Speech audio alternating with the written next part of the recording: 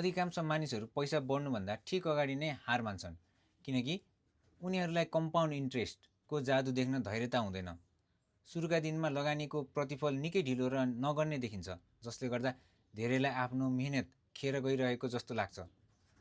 मान्छेको स्वभाव नै तत्काल नतिजा खोज्ने हुन्छ, तर वास्तविक सम्पत्ति निर्माण हुन समय र निरन्तरता चाहिन्छ।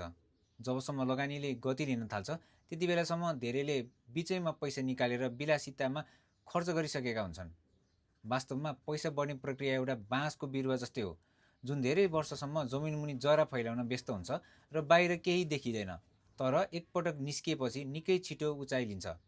धेरैजसो मानिसहरू त्यही जमिनमुनिको समयमा अत्तालिन्छन् र आफ्नो अनुशासन तोड्छन्। सम्पत्ति कमाउनु भनेको केवल धेरै आम्दानी गर्नु मात्र होइन, बरु थोरै रकमलाई पनि लामो समयसम्म नचलाई राख्न सक्ने क्षमता हो। त्यसैले जब नतिजा देखिँदैन, त्यति बेला नै आफ्नो लगानीलाई निरन्तरता दिनु सबैभन्दा बुद्धिमानी हुन्छ।